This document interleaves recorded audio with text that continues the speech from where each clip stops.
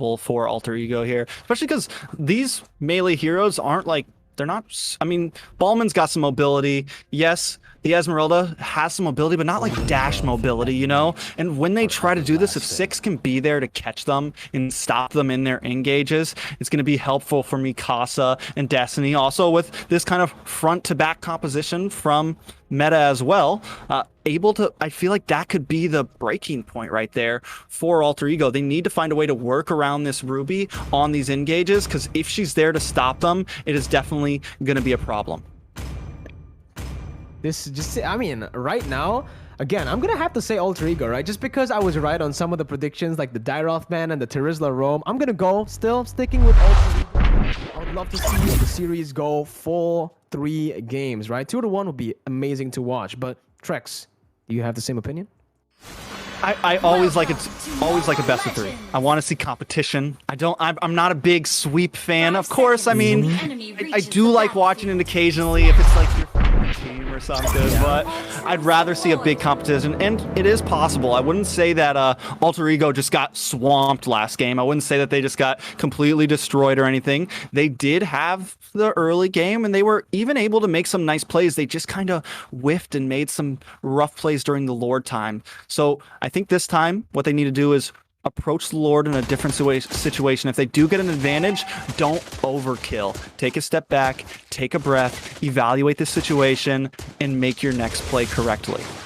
Oh wow, this is a very aggressive movement from Alter Ego already in the early stage. They actually cancel out the regeneration as well, so Destiny, he's forced to back away. And Meta, they actually decide, they opt to go for the response by just going to the bottom side, so they're gonna actually lose out on the mid lane pressure once again. So Alter Ego didn't lose anything by making that play happen, and Meta didn't really punish Alter Ego for roaming that early in the game, so it's just really worth it right now for Alter Ego, especially for Milk in that gold lane, who's able to get, I think Destiny wasn't able to get the gold minion.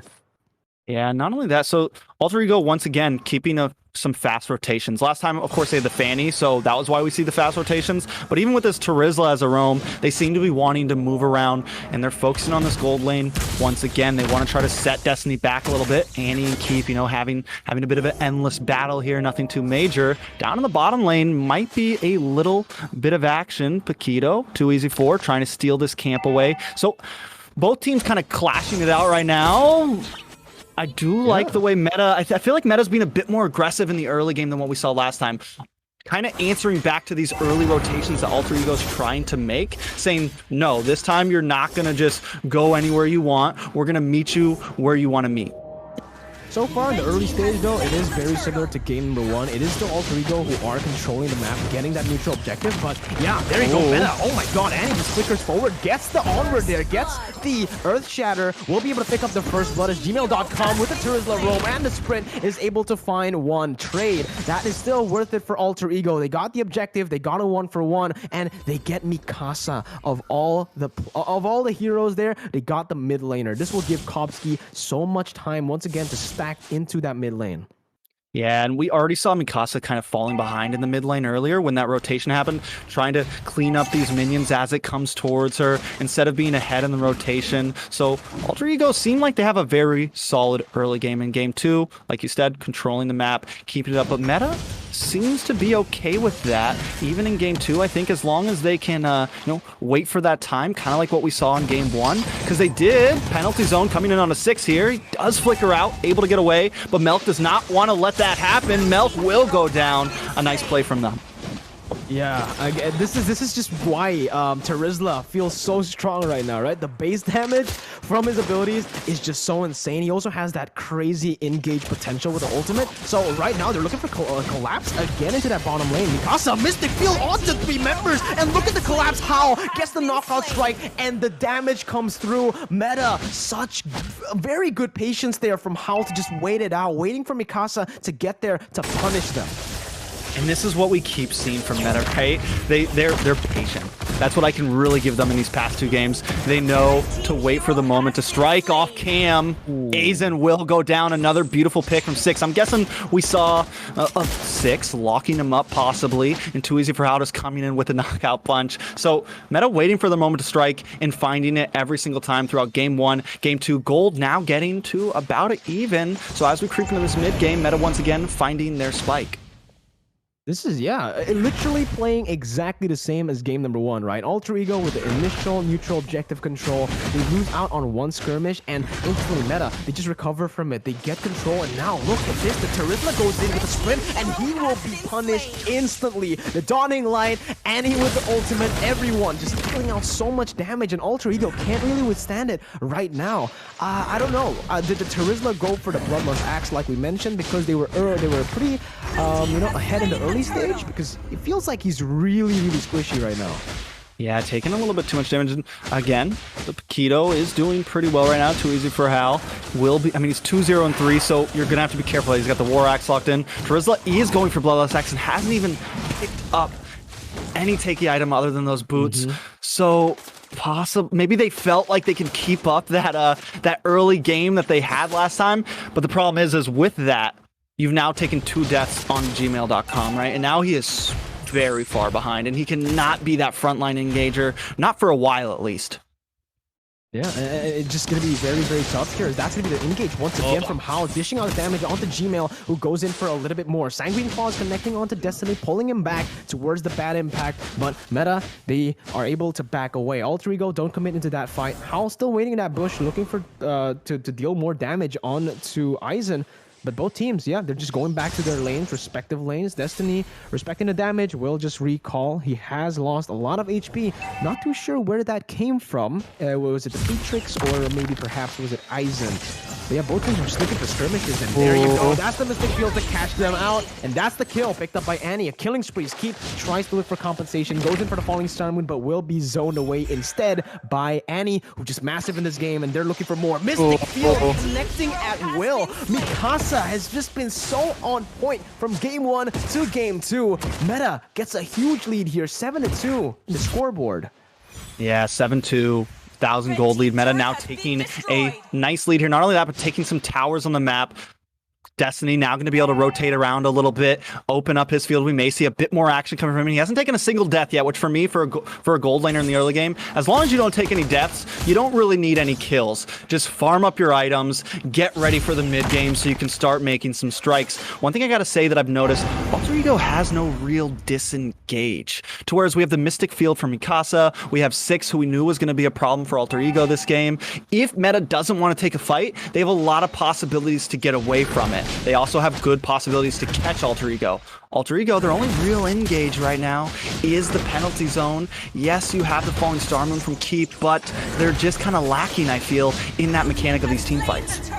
Yeah, and it really feels like Alter Ego, they kind of want to contest these neutral objectives, but they are kind of hesitant with it, right? You can see it. Keep, he goes in, but the rest of the team were just not on the same page, and now Keep will actually be zoned away, isolated from from the other members on his team. Gmail.com, he goes in 1v4. He doesn't get caught in the Mystic Field, though, and Kopsky is able to find Destiny in the Sanguine Claws, but look at the item blended, pulling Kopsky back to play. The Dawning Light snipes him, and it's Alter Ego who are actually the ones who are able to pick up a trade in that mid lane, and I think it might be, yeah, I think right now it is worth it for Alter Ego to get a little bit more map pressure back by taking that mid lane turret. Yeah, but Mikasa taking that death in the early game does not seem to be phasing her. Even early on in that scrim in the bottom, after she took the death, she was still outputting some decent damages. This is the problem with Xavier, right? Now he's already got some core items set in, Clock of Destiny, Lightning Truncheon, and that's really, I mean, at this phase of the game, that right there, we catch you off guard when all of you are grouped up. That Dawning Light is going to do an amazing amount of damage. Milk taking a bit too much. Penalty zone coming in here, Mirko. Yeah, 6 gonna get caught there. Mystic Field again, and the Dawning Light finds another killing spree picked up by Mikasa. He's just dealing out so much damage. He's looking for one more. He will get it. It's a double kill from Mikasa, and man, Mikasa has just been so on point. The Mystic Field, the Dawning Light again, always so efficiently used just to chain in the damage to get the kills. Yeah, it's definitely going to be tough for alterego to try to come back from this, right? I mentioned that they'd have no real disengage. They're even at this point with gmail.com being so squishy, you know, opting for that Bloodlust X Firks. They have no one that can really engage without just getting melted down. He's also so behind on gold right now. Definitely a problem for alterego here right now. And yes, he is a roam, and he's not like 2 behind 6 who's also a roam, but still opting for that bloodlust may have been a huge problem. Lord is up right now, already down to 50% health. I don't know if alterego wants to contest this. I feel like it's going to be yeah, it's really tough to contest this. They're going to lose out in the fight, but it might actually be gmail.com turning it around. They get the Sanguine Claws connected there, and they will be able to find Howl. That's the jungler down. That's a big member taken out already. 4v5 now with a 4v4 actually with Keep taken down on the bottom side, but alterego seemed to have the advantage this time around because, again, the jungler was the one who was picked off from meta.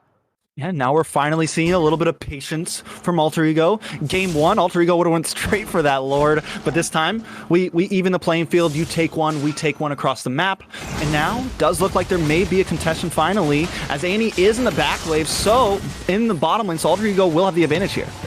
It's all about Mikasa, how he positions here. He's gonna go in once again. I'm offended onto more and the taunting line as well. They're able to combo it together. They get the double kill from Destiny, and the Lord will fall to the hands of alterego. Mikasa way too aggressive there. Milk punishes him there, but again, it's meta finding the better team fight on top of alterego, who gets the Lord, the objective. They're the ones who have map pressure. I'm watching a replay right now. I'm watching a replay. Yeah. Alterego gets first Lord. Meta strikes back and takes the advantage over it.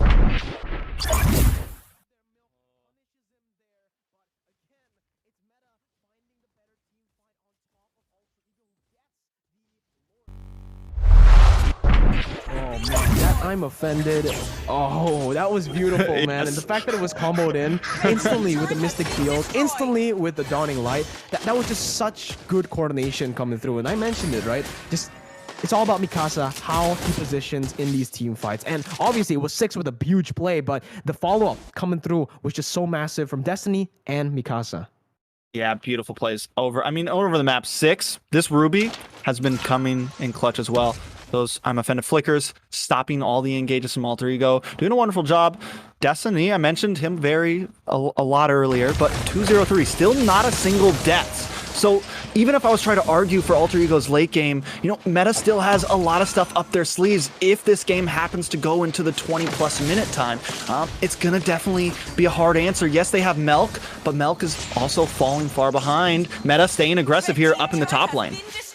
Yeah, we've seen glimpses of brilliance from alterego's composition, how they were able to pick up Howl in the skirmish earlier before the Lord. But again, oh my goodness, the Mystic Field just connects again, and they're able to find one more. Sanguine Claws, though, bringing them back, and that's going to be gmail.com, who jumps in with a knockup, finding 2.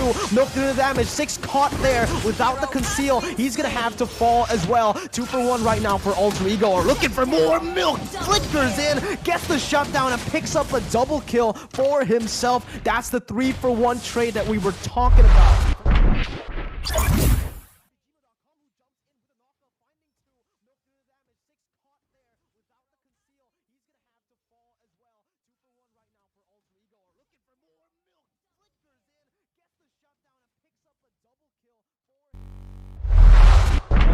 Really lock up these plays, these combos between all of their heroes, but alterego for the first time, I feel like in the past 2 games, finally landing some combos of their own. Gmail.com seeming a little bit bulkier finally. So I was a little worried about their late game possibilities, but now with the position of how that last team fight went, it does look like there's still a sliver of hope for alterego.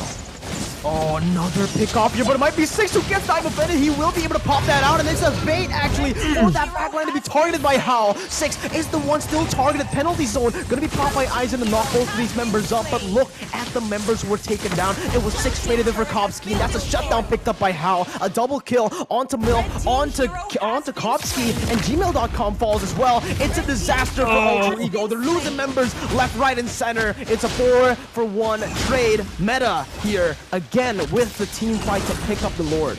Man, it looked so picture perfect for them. You know, they're sitting in this bush, 6 just walks right into them, but the moment that team fight evolved, you see Kopsy kind of fall off to the side. They all split up, and too easy for Hal. Smelt the blood in the water. He knew his job. He moved into that back line and just started picking up kills.